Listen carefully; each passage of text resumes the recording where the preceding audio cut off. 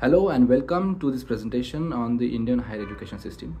Today we will explore its structure, historical evolution, constitutional basis and recent developments, while also addressing its challenges and opportunities as well.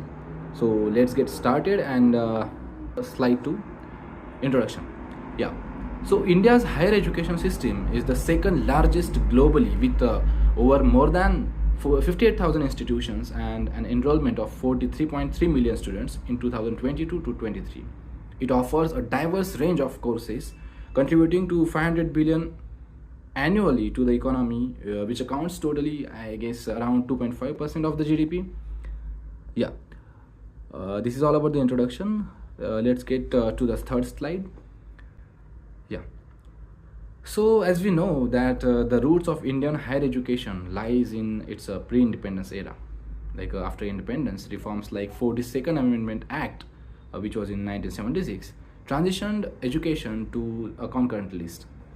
And the University Grants Commission, which had been established in 1956, it marked a significant shift towards a modern education system and whatever we are learning to today itself. Yeah. Moving on to the slide number 4. Let's talk about the fundamental rights.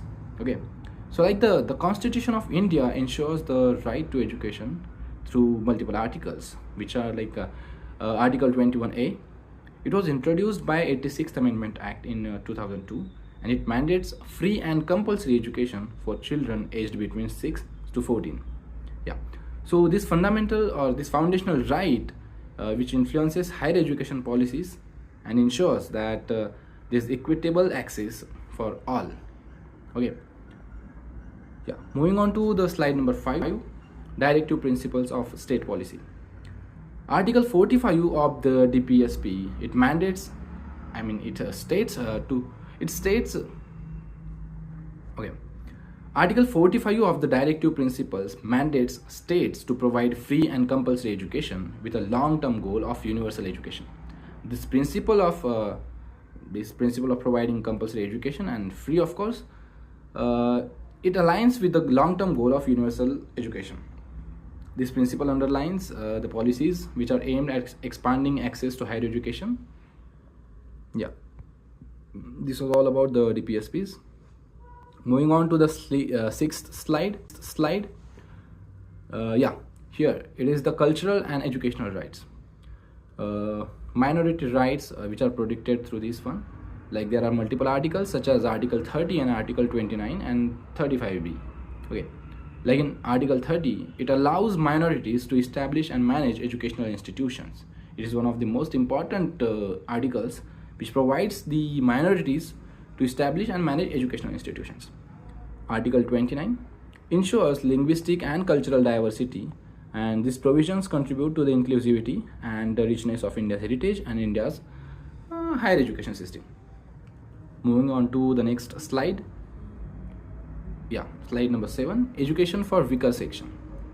These are the provisions for weaker sections, which includes Article number 15, Article number 17, Article number 46. Okay, we'll look into it one by one. Yeah, here in Article 15, it prohibits discrimination on the basis of sex, age, class, race, or any other sort of discrimination. So Article 15, it prohibits discrimination. Article 17, it abolishes untouchability. Article 46, it promotes educational interest of SCs, STs and other backward classes. So these measures ensures quality and inclusions in higher education. Next slide, which is slide number 8, recent developments. Yeah. So these are the key developments, which includes National Education Policy 2020. It focuses on holistic education and increasing the gross enrollment ratio. Next, integration of technology and innovation in education. As we all know how important it is to integrate technology and innovation in education, especially in higher education. Yeah, okay. So establishment of the Higher Education Commission of India to streamline governance. These are the recent developments that has been occurring in the recent times. Okay, later on, moving to the next slide, slide number 9, some statistical data, more recent statistics. Here we go. The gross enrollment ratio is currently 27.1%, in which female enrollment female enrollment is nearly about 2.01 crore, and the number of universities are 1042, and the number of colleges present today is 42,343. Over 8 million students are enrolled in professional courses, with more than 2 lakh pursuing doctoral studies. Yeah. So moving on to the next slide, which is challenges and opportunities. This sector faces challenges like quality of education, equity, and employability of graduates. However, the opportunities lies in policy reforms and global collaborations, technological integration, and innovative teaching methods, strengthening industry academia partnership to improve outcomes.